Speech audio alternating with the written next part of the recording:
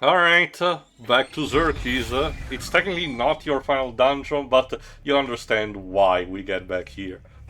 Although, as you can see, the way the previous part ended, things are not super happy. Yeah. Although Ratchet needs to be, caught up. Only because she thinks she's dangerous.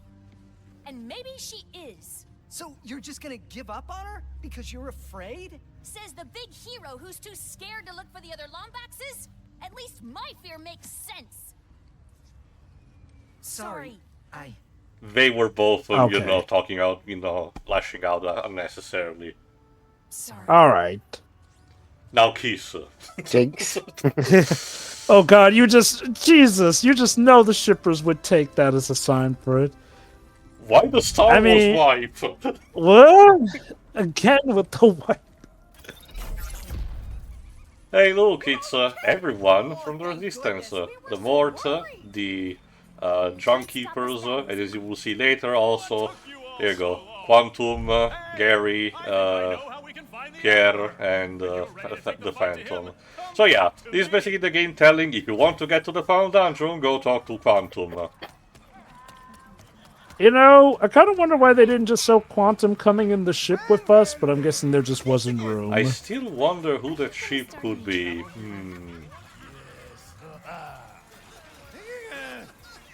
That would be exciting, no? But alas, my troublesome days. Sure, Pierre, whatever makes you recharge your batteries at night. Bless him. He has a heart of, let's say silver.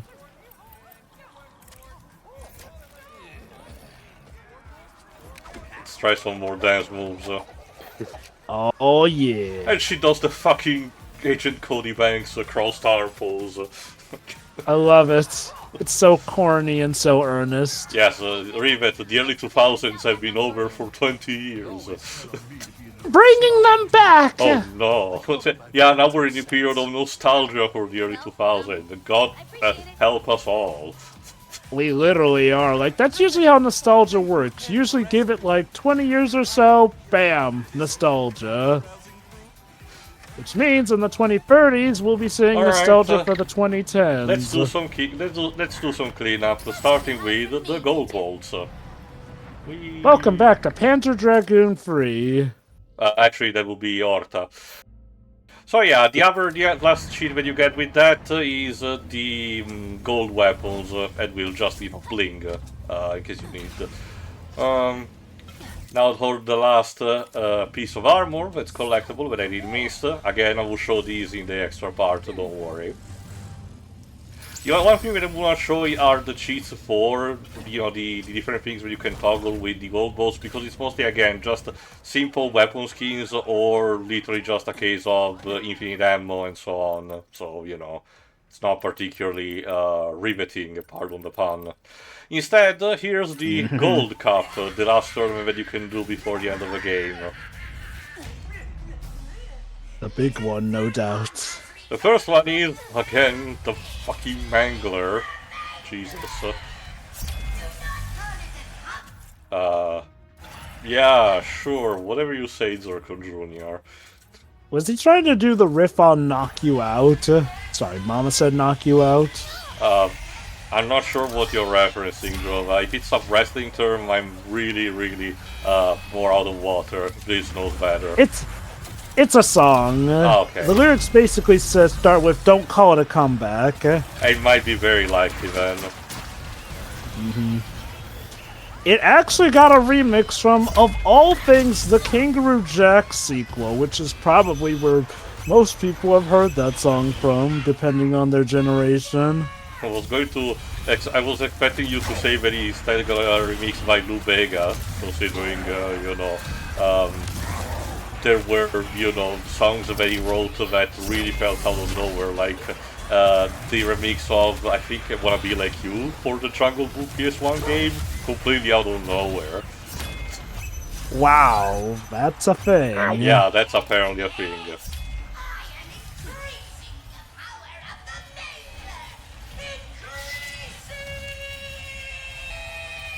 Zircon Jr.'s voice, at times I think it can be a bit much. Yeah, Like I well, said, no, I- you didn't, but I pretty much did it from the beginning. I understand what they're trying to make to do with him, but a lot of times it comes also more grating than actually, so bad, so good, at least to me. I really, really get the feeling that they just told Richard Stephen Horowitz to blather out whatever he wants. Since, Yeah, again, improvise. not only does the voice acting feel improvised, it feels unfocused. Mind you, not in a bad way. The voice acting is, well, he's doing his job, but it feels like he doesn't always know what to say, so he's just saying something. Well, no, to be fair, sometimes he needs to be in tune with what the challenge is, in this case having the Mangler being on screen, and some other challenges needed needed the Lombax, in this case Rivet, to be equipped with a specific weapon, as we will see later. So some stuff needs to be more railroaded, but I still can't believe they just told him a general direction and told him, you need to sound like a wrestling referee, commentator or whatever it is called, so use these specifics, but otherwise go wild. As I say, Well, that's my point, is like- I've not heard a wrestling commentator sound like that. Well, that's why I say that, sometimes it feels like he's veering up. Okay, I do believe that there was a script, but I do wonder if, I don't know, they plopped him in for just some stuff. I don't know, maybe it's also just that he feels weird, since this is literally the first time Richard Stephen Horowitz has played Zircon Jr. when I think we already had a consistent voice actor for him, so... Yes. I'm not sure So why they changed. But to be fair, I think we did speculate in the early Wait. part if by this point Sam Riegel was still fighting with cancer or not. Right, he may have been having to deal with that tonsil cancer. Although, hold on, let me check. Especially for a role like this, where he would have had to shout a lot, Maybe it was a case where they did ask him, but because he was in those health conditions, he politely declined. It's very possible. Okay, so he had revealed the diagnosis about the tonsil cancer in July of 2024, which was supposedly from earlier that year. Yeah, but it's not like he just popped up out of nowhere. He must have had it for a while at that point. That said, he was doing voice acting in 2018, and 2020. And was still participating in a critical role up until a certain point. So I know fairly well what he was capable of at the time. Oh yeah, he was also in Near Replicant and Teppen, where he was playing Phoenix Wright. I didn't know Teppen had voices in it. Yes, if anything, it's one of the last occasions outside of Shin Megami Tensei 3 Nocturne where Ruben Langdon gets to voice Dante. Yeah, Make that for what you want, interesting. considering the guy. So it's a card game, but somehow the characters are fighting still. Yes, Wow. it's considered a clash between two teams, and the character is the leading commander of the team. And pretty much almost all characters that do have a voice have a returning VA from a previous work, like Zero, even X, because it's the same voice actor of him from Marvel vs. Capcom Infinite, for example. Ah, cool. This is when they were still letting DC Douglas play Albert Wesker Yes, as well. and Nice. Roger Craig-Smith as Chris, if I recall correctly.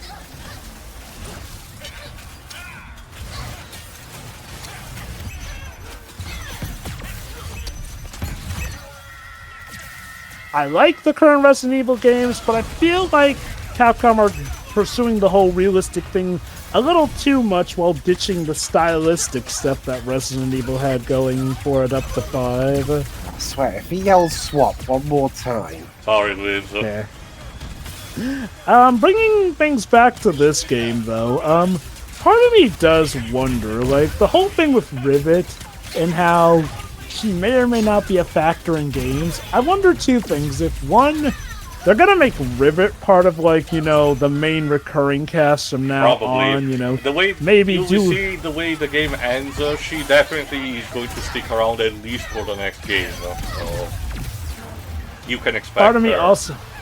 So part of me also does wonder in that regard if this will be a permanent thing or something they're trying to stick an era to. That said, if they make her Ratchet's actual third love interest, yeah, they're probably going to have her stick, which is... Oh boy, already that'll be a explained, choice, alright. I already explained how I don't particularly like this idea, because if it's more a case of trying to have the cake and eat it too, because they want to have Rivet really to be Ratchet's counterpart, but they're leaving just enough, you know, tongue-in-cheek humor to say, wouldn't they be interesting as a couple? And I explained how kinda icky is the idea of falling in love with your dimensional counterpart. Again, it's not just Crash 4, even the Loki, the Plus series, tintillated on that, but at the very least, I could understand why they did that in that case, because, you know, it's Loki. It's the guy with, the person with an ego the size of Mount Everest, you know? I think one other example where it kind of works is shipping Sonic with Blaze. Like, they're technically multiversal counterparts of each other. The difference is that they're so different that you wouldn't think from the get-go, I think oh, in their she's case basically him. I think in their case it's more of a case where they're just the chosen one of their dimension, rather than to be their respective carbon copy, you know, of that dimension. More like they're both the ones capable of super speed who can interact with their worlds as super gems and all that jazz. But yeah, for the most part, she is treated as his counterpart in that dimension. But again, I feel like it works well enough that even if they are counterparts, they're different enough that, you know, you don't feel, oh god, this is self-cist. Okay. I will admit that bootlicking appointment thing was kind of funny. Okay. You've also noticed how fucking precise this sniper rifle is. I'm still playing with a controller on this, but I can imagine when for a mouse and keyboard expert that this is just even easier as a job. It seems like the equivalent of the null ray from the War for Cybertron games. Well, again, your traditional sniper rifle, you know, if you see one, you've seen all of them. It's just that they perfected it over the time, instead of just being the crossbow like it was in previous entries. What I'm getting at is, like, the null ray is like... It's like a sniper rifle, but on steroids, essentially. It's a bit hard to explain, but basically, it has the zoom-in of a sniper rifle, but it's also got a lot of mega power, too, with a bit of a reload function that you can use. So, of course, it's Starscream's go-to weapon. I mean, it kind of also fits. He would be the guy trying to, you know, kill the enemy from a distance without having to actually engage. Yes, Starscream would definitely employ the camping mentality. Skilly, true. Yeah. You could have worded better. This is just Rivet working off the stress after her little tip with Alright, Kit, beating the hell out of the everyone. The challenge in this is the fact that you're in low gravity, so have fun. Oh boy. Imagine if they included an out-of-bounds mechanic where if you get knocked out, you're dead.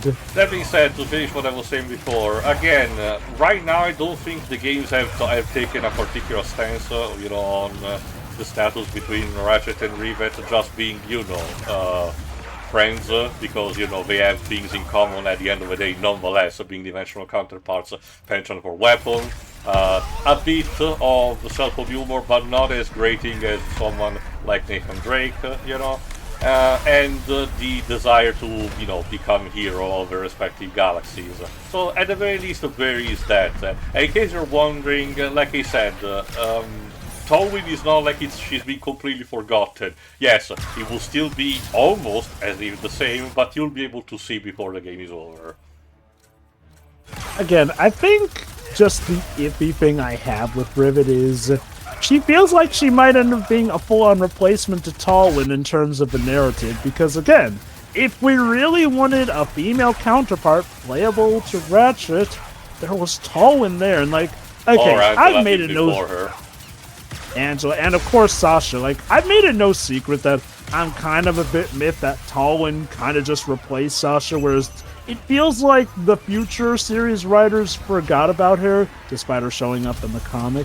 But at least with the comics, Sasha was given a good enough send-off, and it seemed like there were no hard feelings about whatever saw her and Ratchet break up.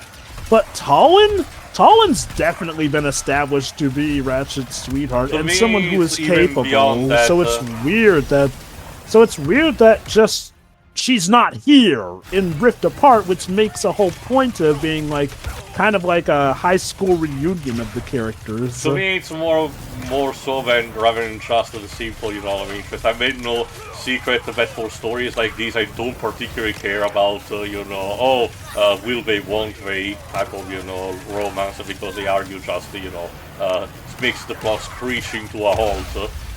Like what happened in Sly 4, for a couple of the Sly games at the very least, you know. But, no, the thing is that to me, Rivet, it's also the fact that she's very pivotal for the whole story arc of the different dimensions. Remember, her father, Max, is the whole thing why she's so interested in the Dimensionator to begin with, because he was the one who was able to read Lombax runes, and when he understood the danger that Tachyon possessed, took the Dimensionator, or at least opened up, used it to open up a dimension, took Angela, and fled to another dimension. Again, we don't know the details of that. So finding Max is actually a core part of Tolwien's character as a result, which is connected to the plot at large. So I argue she's useful for the franchise as a whole, not just for quote-unquote being Ratchet's love interest. Like I was saying, the problem like, is that, as you have noticed, Drova, it's more of a problem of the franchise as a whole, which, you know, routinely cycles a new, you know, mainline, quote-unquote, you know, female character for the audience to attach to. Again, we'll have to see if Rivet sticks and or the others will come back. Like, let me make it clear, my biggest concern with Tolwien isn't so much her status as Ratchet's love interest, even though the narrative has made it clear they're supposed to be a thing, but more so that I just find it mind-boggling that, you know, for a chance at a main female playable character, you went with basically just a reco of Ratchet instead of Tolwien, who's been there practically begging you for have a to also playable to remember role. that at different points in the production was supposed to have a different moveset than Ratchet, and sometimes had even different radical designs. Or sometimes at one point she was supposed to be like a Beastmaster, sometimes more technological, you know, spiritual potentially. But ultimately they just settled on the Shoto clone for making things more simple on the gameplay department and to not feel one player being in a disadvantage over the other. That is understandable, and again, I could see them maybe of just doing something with Tolwien, and you know what? I will be fair. For the sake of this dimensional story, I get Rivet's purpose. My speculation is more on the wondering and slight worrying of, again, how they'll handle the characters in general and whatnot. Like, again, Ratchet & Clank at this point has a vast array of characters, though the usage of those characters has been a little bit weird ever since the Future series started, basically. Again, like, it's not going to be the uber deal breaker, but it's something I do hope that they handle well in the long run. For your final challenge for the Gold Cup and the arena as a whole, you need to fight two bosses returning at the same time. The Seekerpede and the Undead Gruntor. Ha! Another Grunfor for the road. So, you know, nothing too new. I wasn't really expecting another optional boss, which is kind of a shame because if you remember, the original trilogy did manage to sneak in, you know, characters like the D2 Brawler or, you know, Chainblade as optional bosses for the arena, while instead in here they did recycle just a couple of the mini-boss encounters that you have. Again, I just understand it booted because, once again, the game had technically a bit of a troubled development cycle, despite what the team may have claimed, so this was just, you know, saving cost. Again, I will excuse it less if it happens again in a future game, now that they basically have the tech, the ID, engine, and even assets that they can use.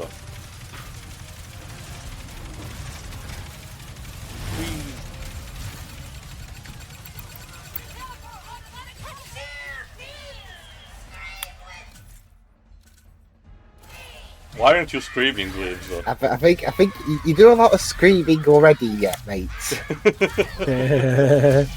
Yeah, but that's the thing though. About 10 years ago, I would scream that I'm really annoyed at this guy, but that would just make me more annoyed than him. So.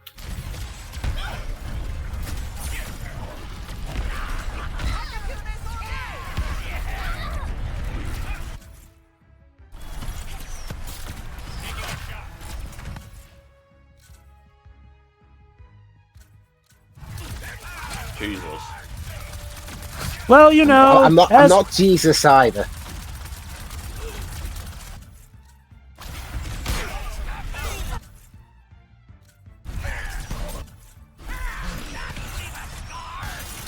Don't be more annoying than the thing you're complaining about. Which means it will do a good wonder for you when we finally do a Generations of Chappie. Yeah. Maybe by that point I will be the one getting drunk, who knows? Possible. But depends. For me anyway. Sure, well, considering how I did not particularly get mad at District 9, who knows? I don't think any of us really got mad at it for the Generations anyway. Well, in Like, terms of not liking, this is what I mean.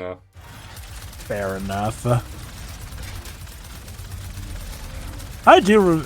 The next one up is Elysium. I recall that being my favorite of Blumkamp's films that I've seen so far. I haven't seen the Gran Turismo one yet. Elysium, in my opinion, is his most dull movie. I guess Elysium works for me as... I forgot. no, it's Matt Damon. Matt Damon.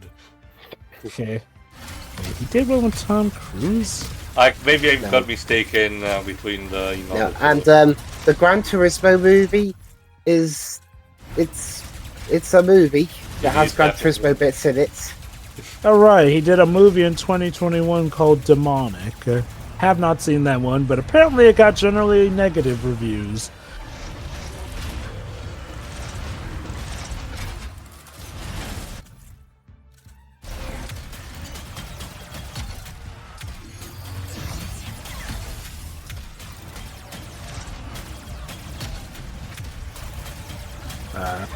It's always a shame whenever somebody who gets widely acclaimed in his early projects goes on to make really not very. I mean, Liz, have you checked out the filmography of the director of the original Highlander? Yes, I know that the joke is that he immediately did Highlander 2, but again, check out what he did afterward. Stuff like Resident Evil Extinction, for example.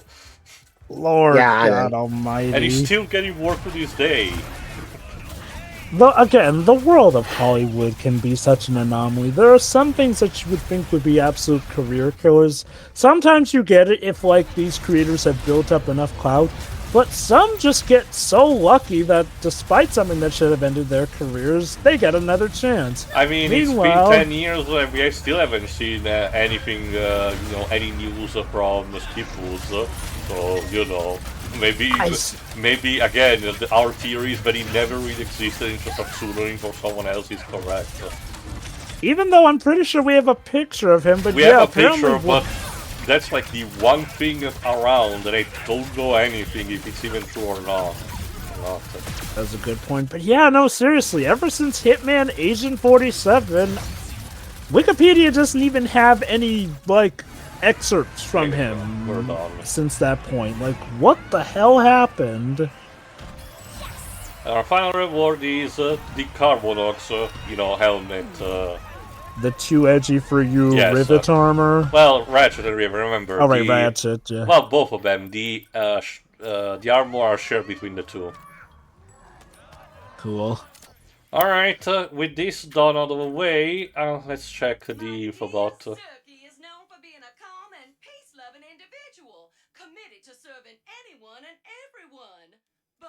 Aww, isn't that nice? Is that our family used to be elite synthoid weapons. Zerky himself, and you're just telling us that. Yes. Crushing his foes with ease.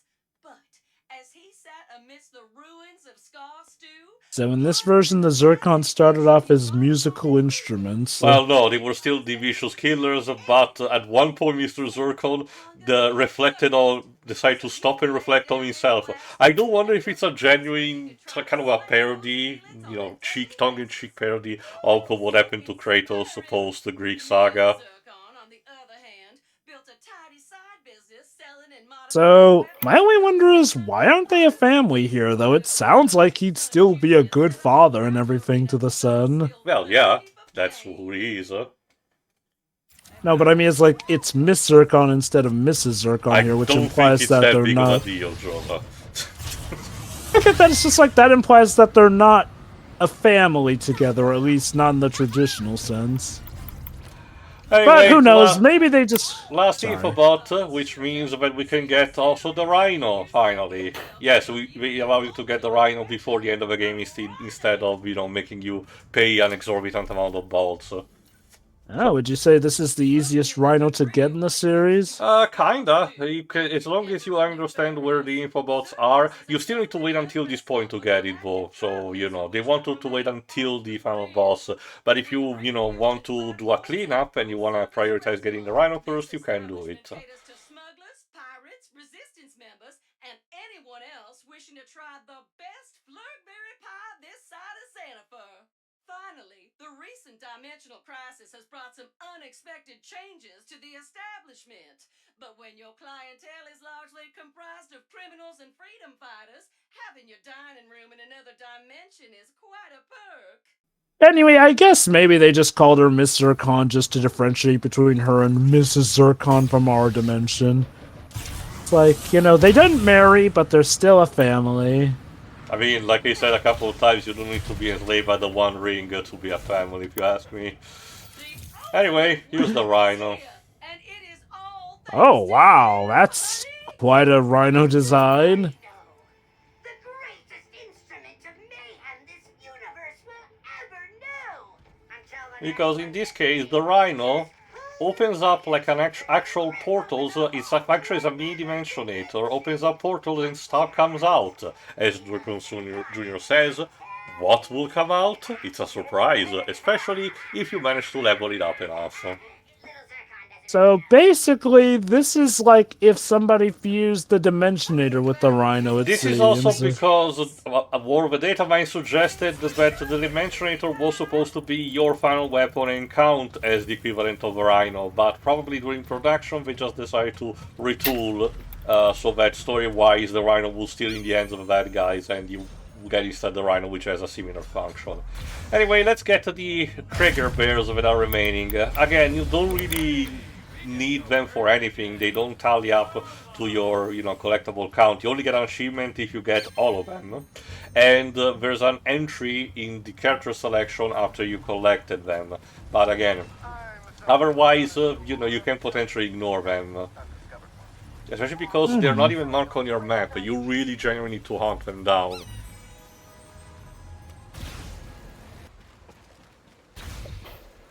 Well done.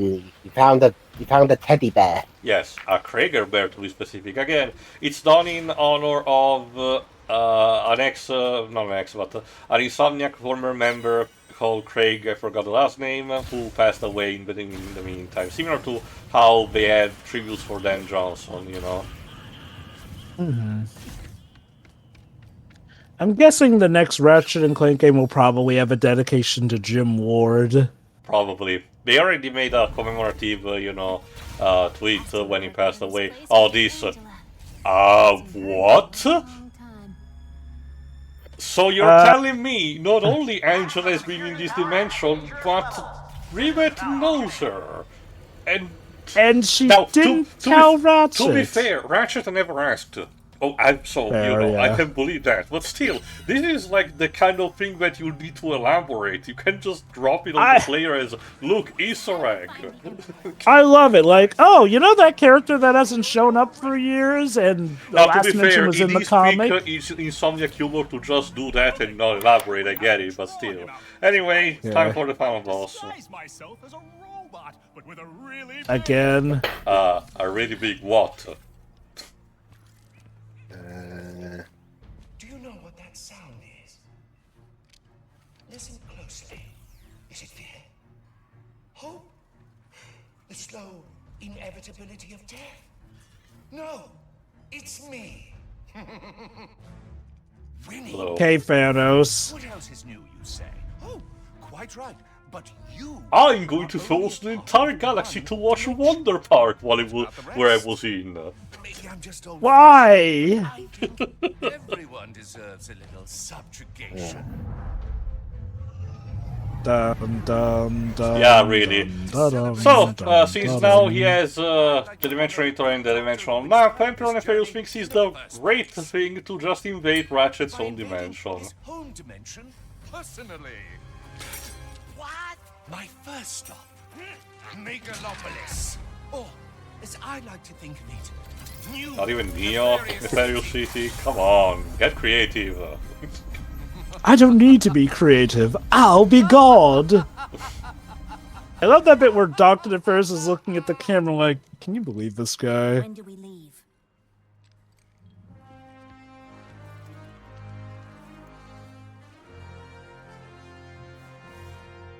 But it's okay. We'll all do it together. Because you we're people. Ratchet and Clank TM heroes. The Ratchet and Clank copyright heroes, TM.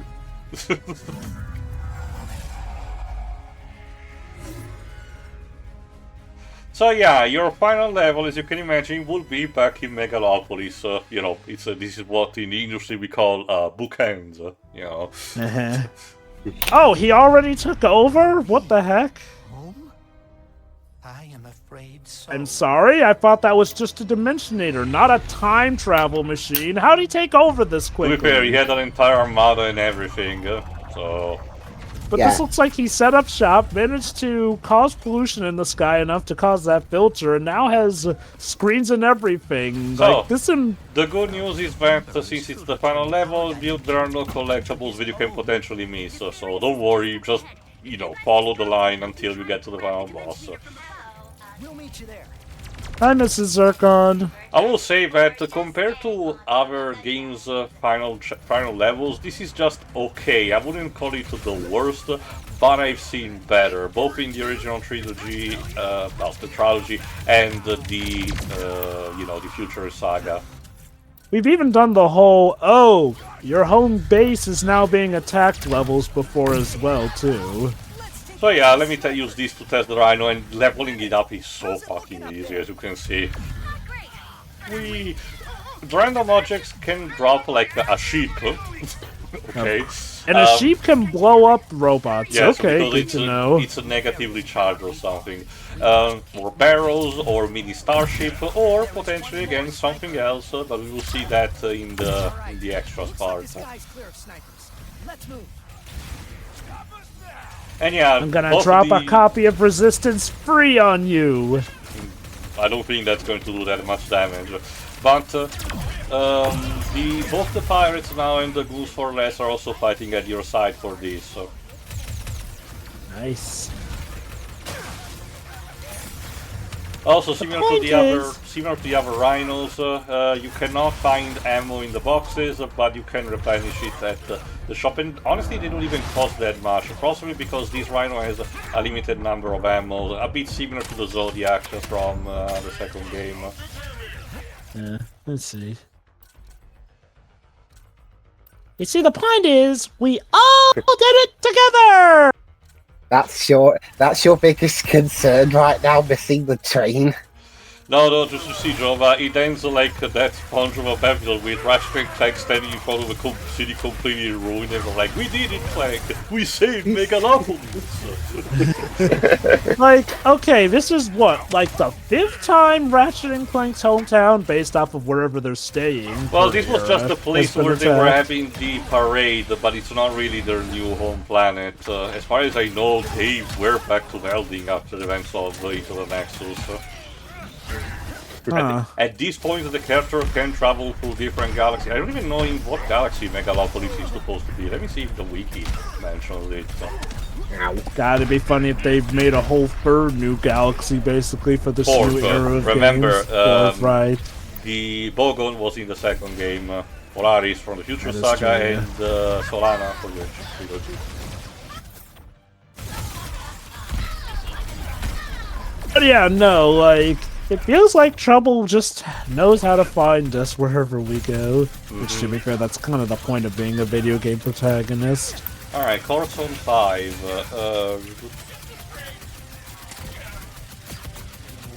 And there go the two Nefariouses. Clearly.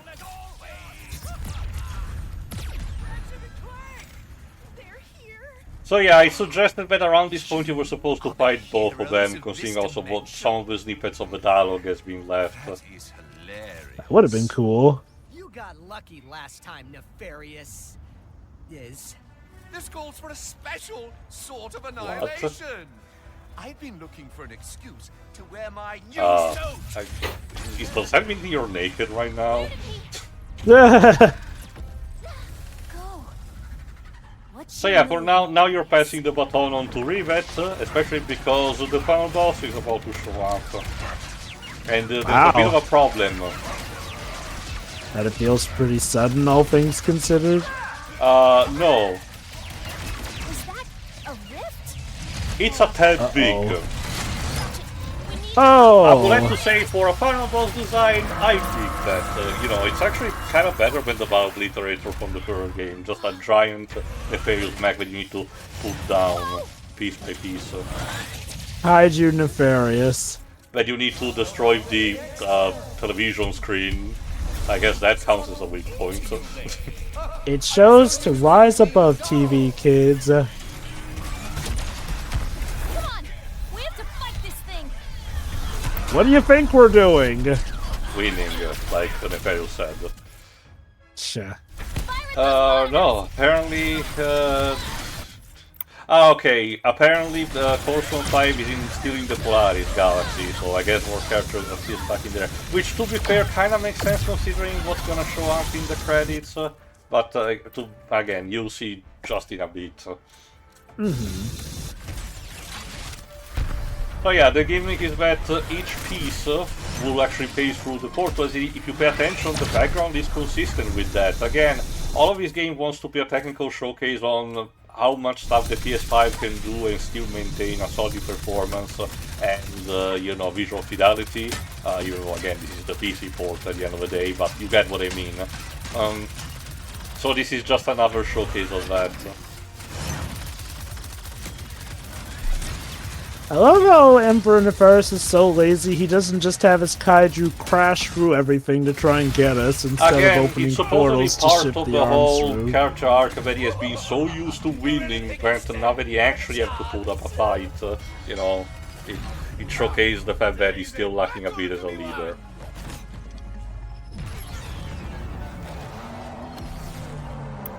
Oh no! How will I defeat Rivet and a band of merry pirates? Reign of destruction, cruelty, and wanton snobbery is over. How's that? You know, it's kind of weird that they Cyborg. bothered. Oh, there we go. Bike work. Now jump! I was about to say it's weird that we barely get to see Quark interacting with his counterpart since they got a new voice actor, but no, there you go, I guess. I love it. Emperor Nefarious is so dumb that he doesn't realize that there's an entire explosive filled ship ripping to his fucking face. Ow.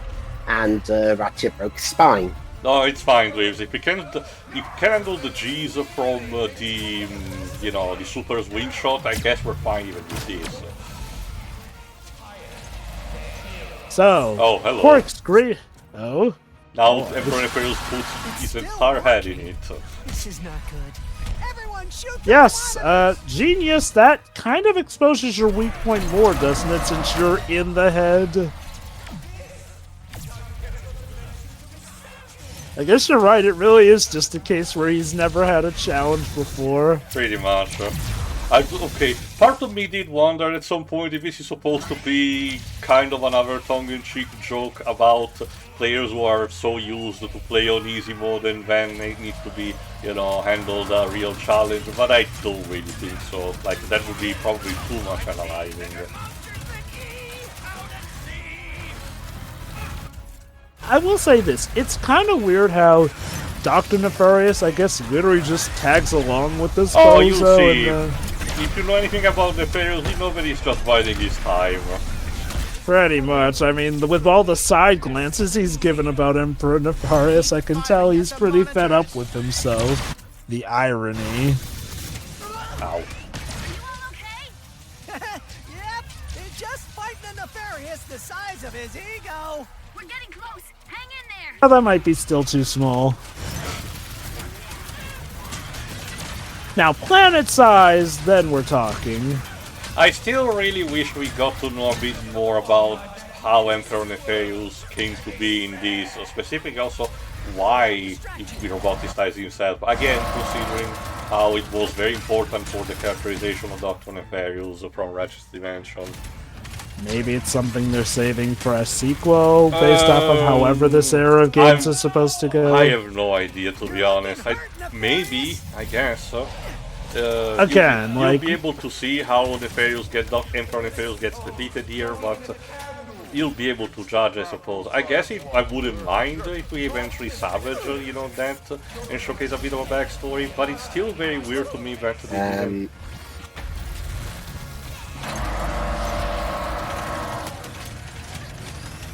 Again, like I said before, I think my biggest critique with this game is the narrative. The gameplay seems well and fine enough. The narrative, though, does feel a bit lacking in some regards. And mind you, that's not inherently a bad thing. First and foremost, it's good that the game is fun to play. But I think my biggest issue with the narrative is half the time this game feels like it wants to show you that it's the newest, biggest, baddest adventure that Ratchet and Clank have experienced, and then the other half, it just treats it like yet another venture. Like they can't make up their mind if they want this to be a big, sweeping, detailed epic or just another day at the office, basically. Which is especially weird given how this is a game with a long gap of time between the last mainline release. Oh. Watch out! He's up to something! Whee! Ow. So now you need that looked like it hurt. Now you need to get into the max full body. Ratchet, Gary and the monks think they can help. Get as close to Nefarious as you can. I'll draw fire. Sounds like a plan. More like 20% of a plan. Get you into Nafarious's heart, as in the robot's heart. Also, when you think about it, Clank has spent this whole game kind of disrepaired. Huh. I had no idea Nefarious even had a heart. If we destroy it, we can take down his mech entirely. Take it down from the inside out.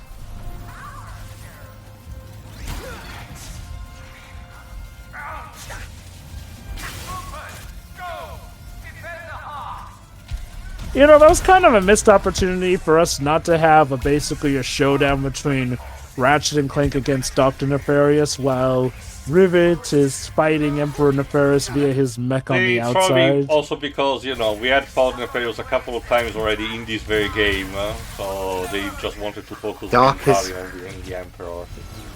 Sending the citizens to the darkest, most remote pits of reality. Or, like I said, watching Wonder Park on loop.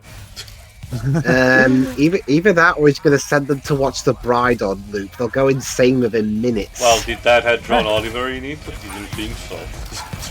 Wait, hold on. My point, Dweebs, is that I want to stay on brand.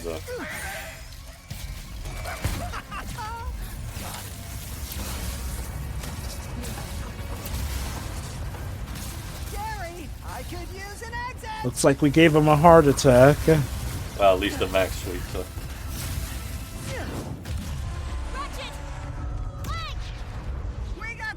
I can't believe they're dead! No, they're fine.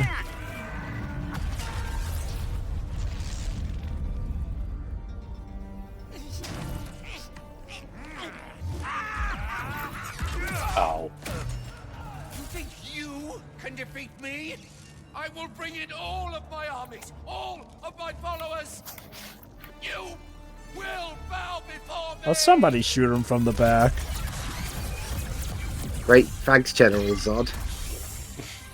Actually, no, Dweebs, in Injustice, General Zod was voiced by Nolan North. And he really, really was phoning it in.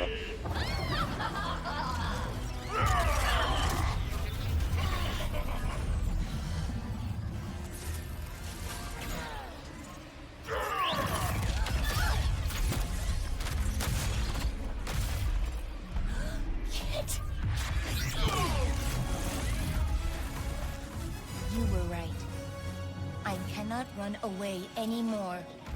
I can't let you There you go, Oh, the, look. the cliche is complete now. Thank you for wasting our time. Kit, you really came at the tail end. So here's how it's Well, I gonna mean- work. Kit is gonna provide support and prevent any additional reinforcement to come in, although it won't be, 100% guarantee ping, while Rivet will have to deal with Emperor Nefarious personally.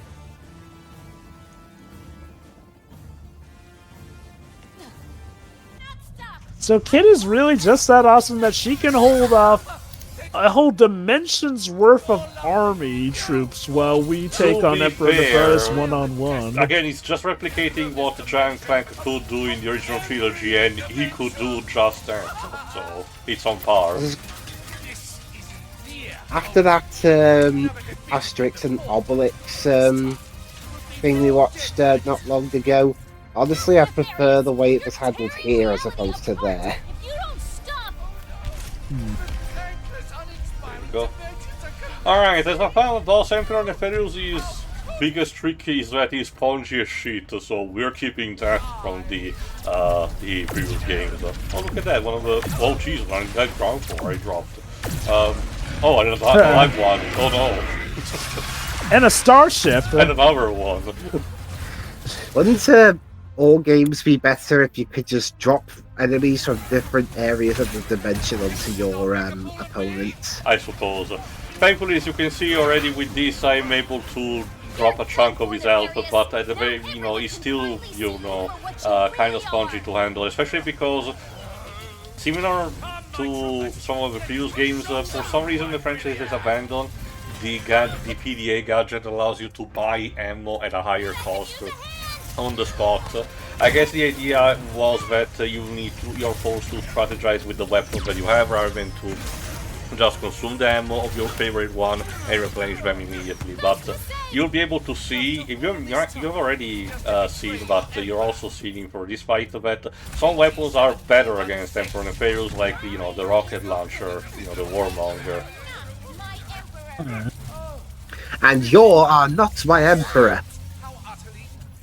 Hashtag not my emperor. I didn't vote for him. Yeah. There wasn't even a vote. All Well, it was, that's the all it big was on the thing. ballot paper. All the choices were on the ballot paper were either Emperor Nefarious or Death. That's the thing, we don't even know. Like, yes, I can imagine Yeah. that he had the might to actually, forcefully take over, and that's what the infobot seems to corroborate, but we don't know anything else. I mean, you don't want everything to get bogged down in exposition. I get it, I don't know, but like, sometimes, but I argue that instead we're falling to the opposite problem, where the fact that you just raises questions. It's like, look at something like the Justice Lords from the Justice League animated series. You get just enough to know how their world turned out the way it did in comparison to the world we're familiar with, essentially. From there, you can basically speculate.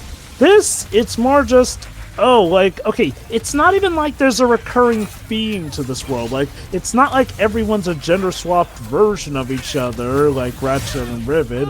It's more just, this is one where Nefarious' counterpart took over, I guess mostly because he didn't have a challenge. Again, not dissimilar to what, an alternate universe for a super comic book superhero comic book universe would be. Like, again, look at the Council of Reed, for example, and how different, variations of alternate dimensions went.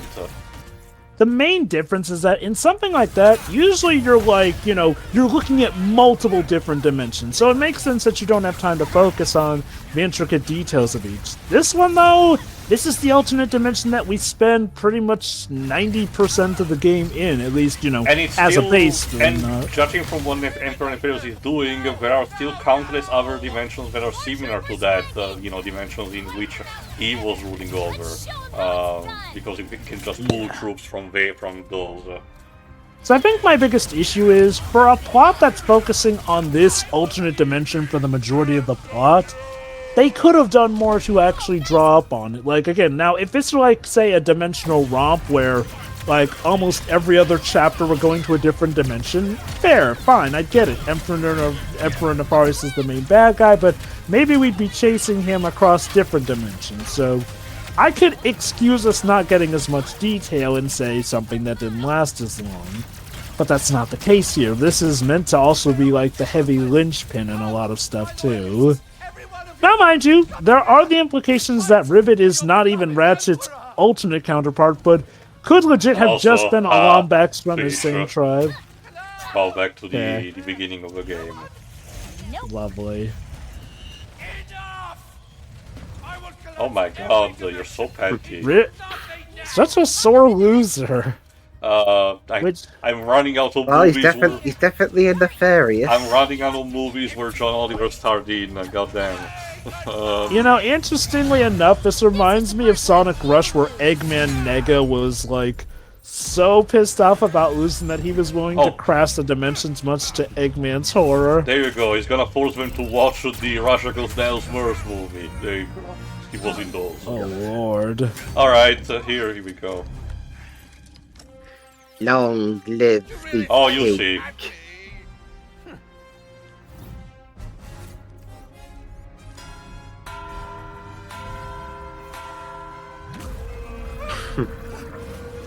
Huh. Get off of me, you loathsome...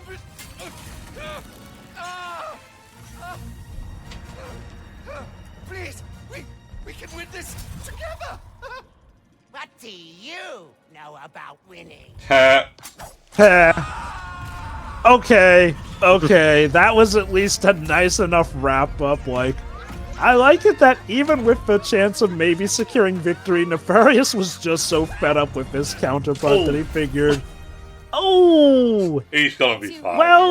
Well, he got to win for a few seconds. So, does this mean we're cool with Nefarious? The credits will elaborate a bit. Alright, time to fix the dimension for real this time. Again, I love how Clank's just gone disrepaired the whole game. As you can see, it did not really particularly matter gameplay-wise at the very least. Hey Quark, you were here. I also love that Rusty Pete did not show up at all for this climax for some reason, despite the fact that Pierre is in here. Also, Skids got to meet his counterpart as well. Cool. Hey, I'm sorry for what I said before. You're my friend, and thank you for coming back. Team? It's going to be a real hard time fitting you on my back, though. Yeah. I guess it's time to go home, huh? Yeah. But maybe she is home. We could use a couple heroes right about now. No, something also, something extra. How would you two feel about making a pit stop on the way? Okay, apparently I had to look it up. People were genuinely confused and thought that Ratchet was actually giving a double entendre with that line. But no, it actually means, let's go search the Lombax. So that's basically what the games are headed towards now, finding the Lombaxes. And hopefully also Max Apogee. The credits will also elaborate a bit with where are they now, technically, or hookup, you know, you'll be able to see in a second. Also, how did they have fireworks with me and Kit's face ready? And then we get the Donkey Kong 64 Bread Floss version of the. Clank gets a new arm, which is golden, like Rivets, or at least yellow. Star Wars reference. Well, you know, C-3PO had red, like Metal Gear Solid instead. But of you know, course, miscolored arm and imagery all of taking down a statue of a dictator never gets old. Which I guess now he's dead unless he clawed his way out of the beast, but... Oh, Nefarious! Nefarious instead closes things off. Also, Perserin goes to pay a visit to Lawrence since he was in paternity leave. Wow. Lovely. So maybe Nefarious will finally just reform since Or he maybe retire. realizes... Like they said, I Army like... Shimmer money is not particularly young anymore, so I can get it. Oh, there you go. Gary actually finds back with his father, the plumber. Nice.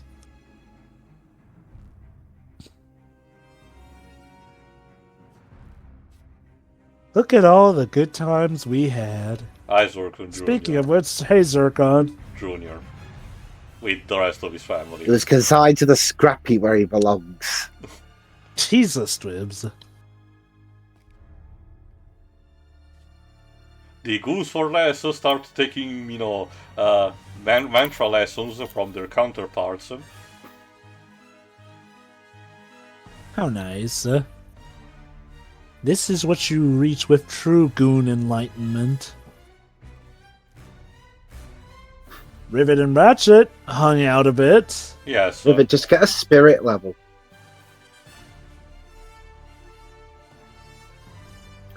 Ah, they have a nice picnic.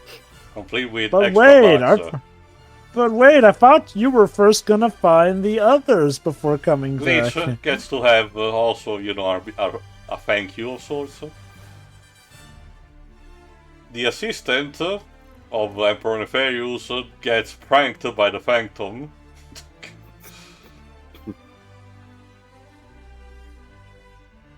Gets shot. And runs away. Quantum, in the meantime, decides to, well, just leave the stuff with the pirates. And here's Talwyn.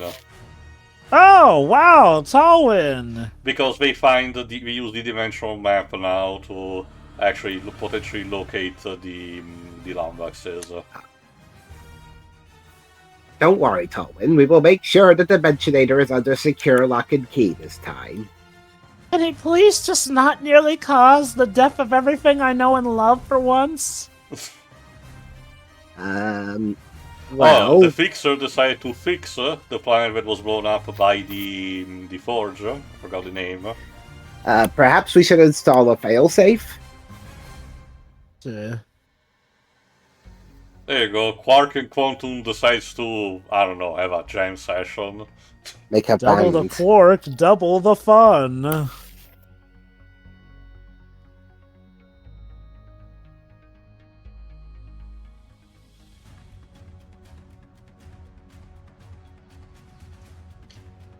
It's like that meme with Venom and Hulk. We're gonna beat you up. Origin Ryan Herman Holst.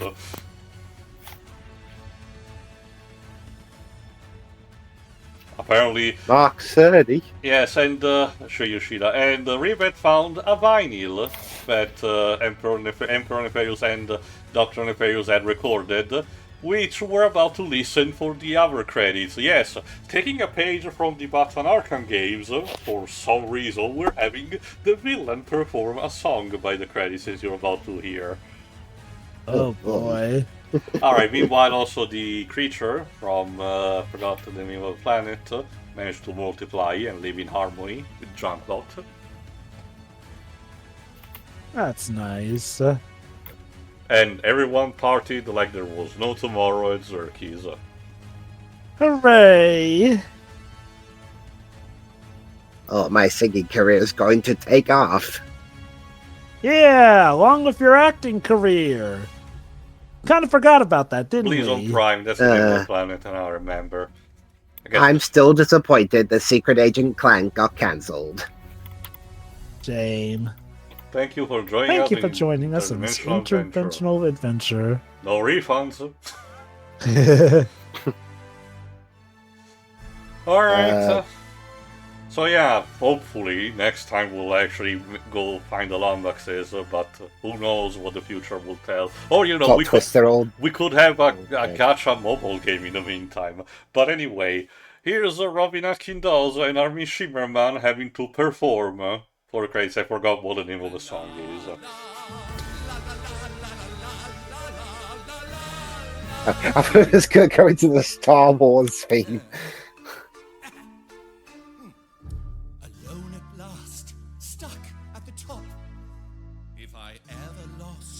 I think I'd just drop. My never-ending story of success is a lonely refrain.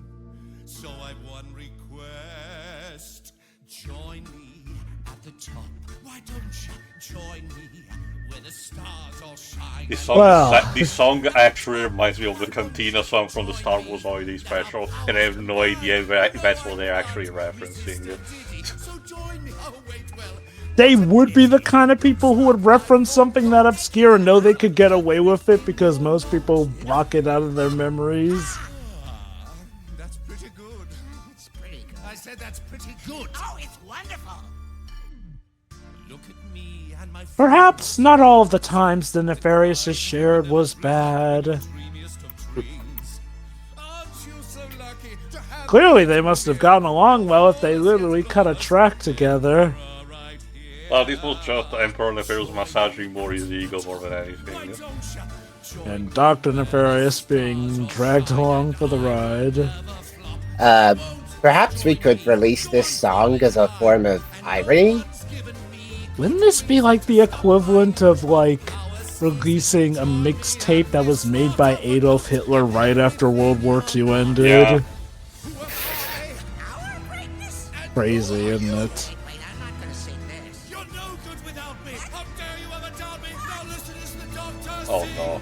They join you at the top. Yes, they would. Join you where the stars all shine. And boy, I'm so freaking hot. You're scalding. I should have Oh, good lord, his ego.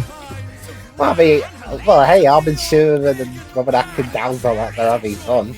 If anything, Oh, this song definitely. is actually giving more personality to Emperor Nefarious than most of the actual game, if you ask me.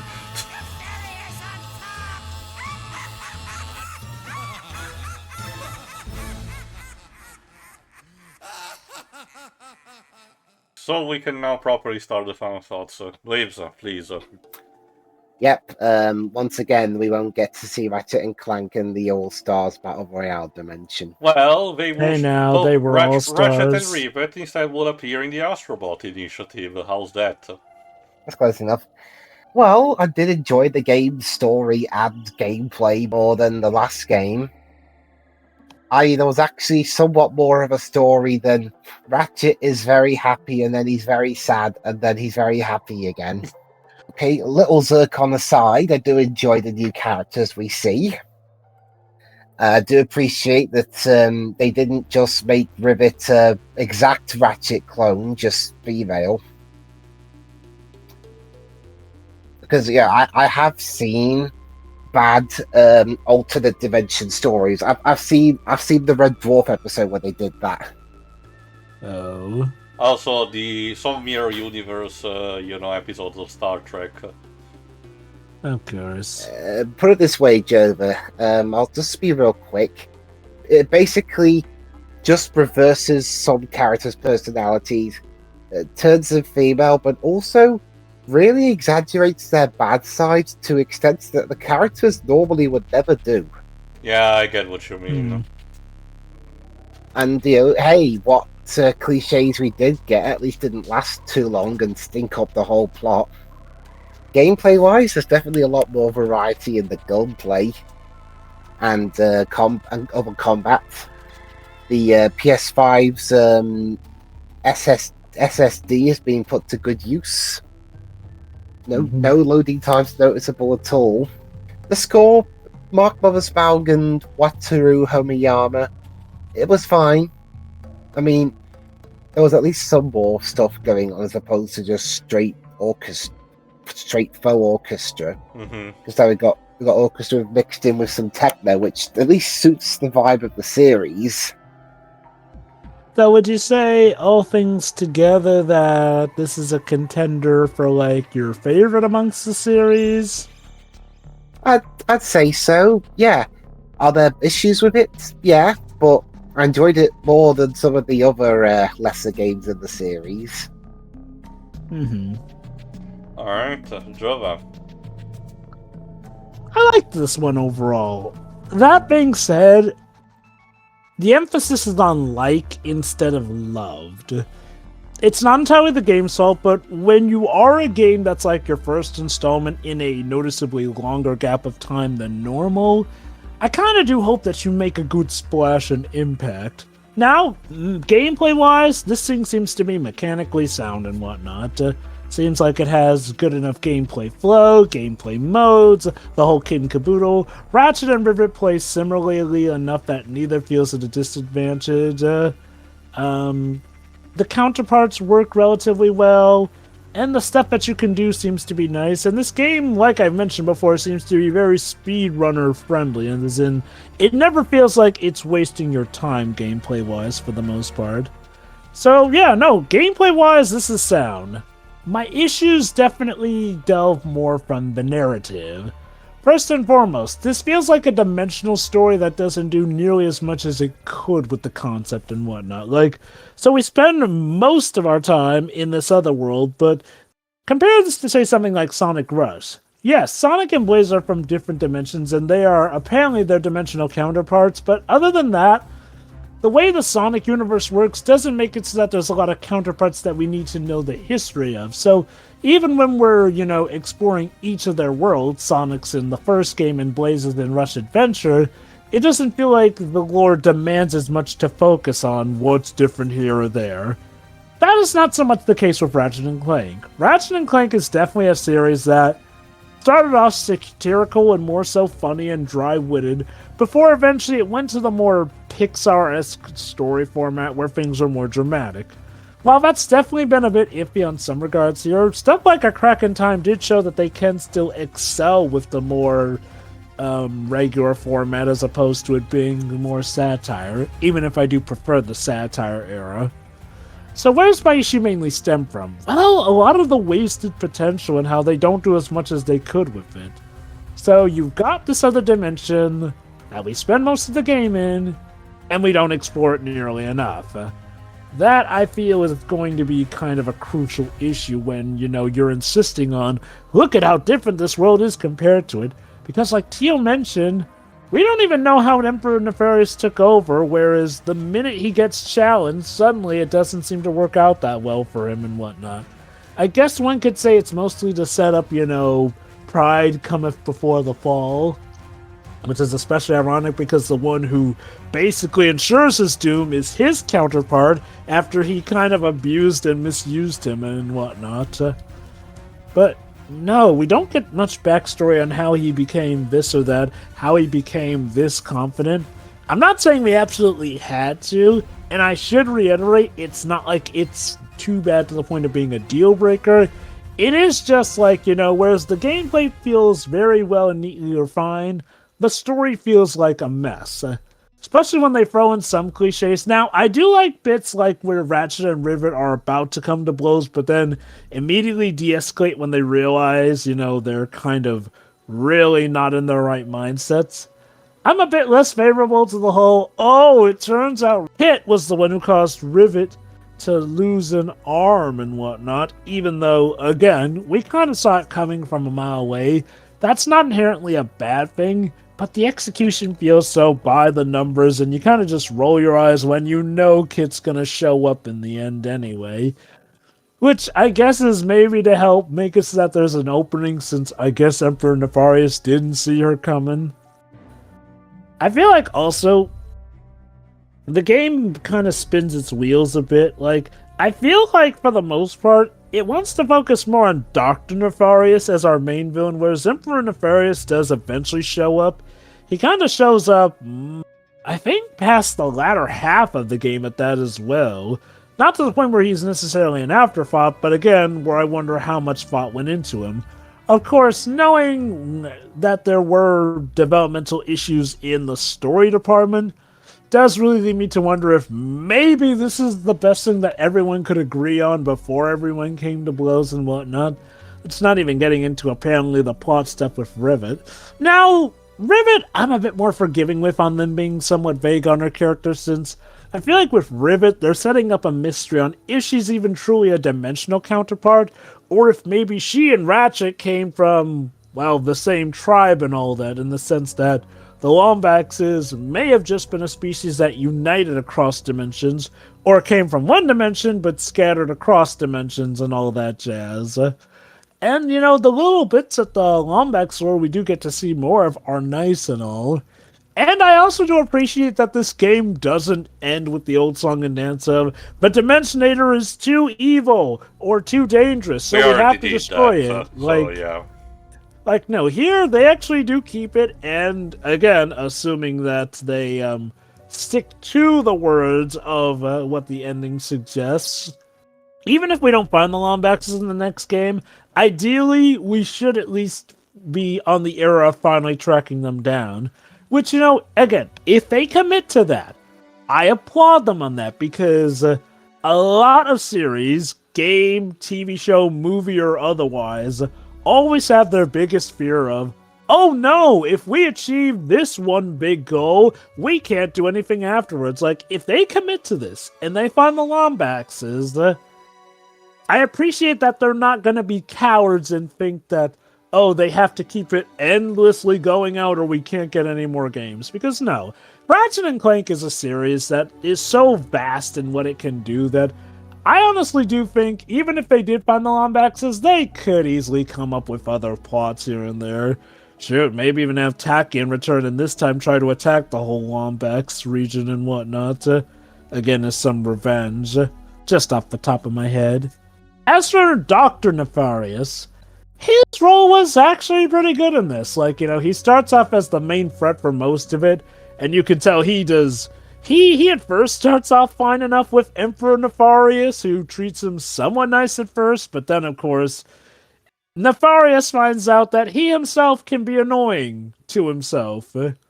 Now, I'm not quite sure what they were insinuating, like if he's finally going to just retire. I would say this, it would be interesting if they do follow up from All for One, which kind of implied that Nefarious did have the capacity for good, like, maybe after this event, he finally reforms and, who knows, maybe he'll be like our mission control or whatnot, or, who knows, maybe he's just taking a break from villainy and he'll be back at it yet again in the next thing. Like, I will say I do like overall how they handled Dr. Nefarious. Emperor Nefarious, I've already mentioned, could have done better with him. Like, as far as counterparts go, it's fine. It's nice how they differentiate him, which is more than I can say for what they did with Quark. Like, yeah, we do get Captain Quantum for, like, a fraction of one chapter. I don't know if they were planning to make it a big point of each counterpart meeting up, but Quark, who's kind of been a main big player, yeah, he's just there for the last bit. Flexes his muscles and He literally gets does one stuff. line in the climax. So. It's like you bothered to get I mean, a new it's voice actor. more than what Kidman Mars got, and technically also Rusty Pete, because Rusty Pete doesn't even show up for the climax. So.